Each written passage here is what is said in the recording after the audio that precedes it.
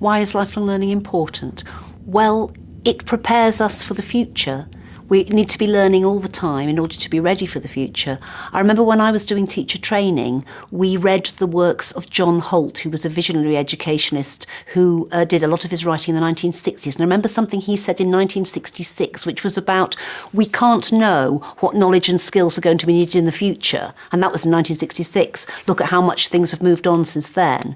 And therefore, what we have to do through our school system is prepare people to love learning so much and be so confident in their learning that they can take on whatever life throws at them. And that's more and more the case as technology speeds up, as advances happen every day. It's more and more important that people feel confident in taking on new information, in taking on new ways of learning, new ways of operating in the workplace. And so lifelong learning is something that we all need to embrace for our own benefit and the organisations that we work for.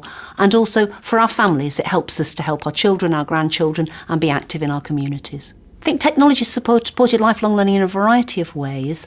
I think the availability of information out there on the internet has just completely revolutionised learning. It means that you don't have to be sat with a teacher or somebody who is a specialist in something in order to be able to find out about it. So information access has changed radically.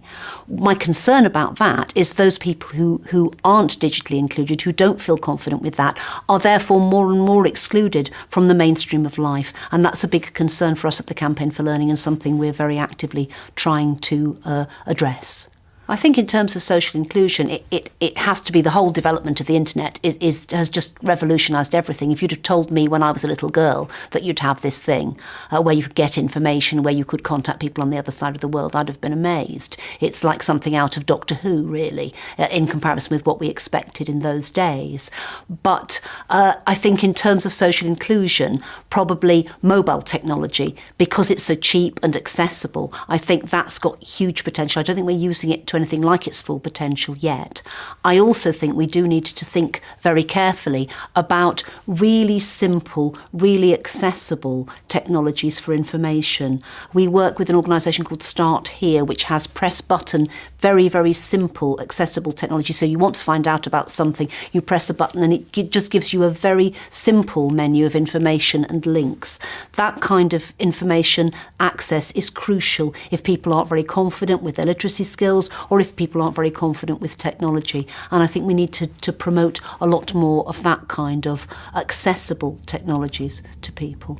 I think learning in the workplace has been revolutionised particularly by the union learning rep movement. That has made so much difference because instead of being told by a learning and development manager in a company or a teacher in school or whatever that you should be doing this, that and the other, it's your workmate who's done it themselves, who has found it beneficial and wants to encourage and help you to do it. And therefore you've got somebody to talk to who you feel confident with. And if you've had a really negative experience of learning previously, if school was a really nightmare experience for you, it may take quite a while for you to venture into anything that looks like a classroom again. So I think workplace learning has been fantastic in terms of social inclusion, primarily as a result of the union learning rep movement. Technology has a part of that because that then allows people to practice things in their own time. So if you're a very nervous learner, or if you have had negative experiences, having access to something on a computer where you've got a bit of privacy, where you can get on with something on your own, where you can practice maybe with the support of a trusted workmate, that makes a very big difference, again, as compared to being maybe at the back of the class or feeling like you're at the back of the class in a learning and development session. So that can be tremendously positive. And I think learning and development managers in companies now are really cottoning on to the potential of their company intranet and so on to deliver useful learning and practice to their employees.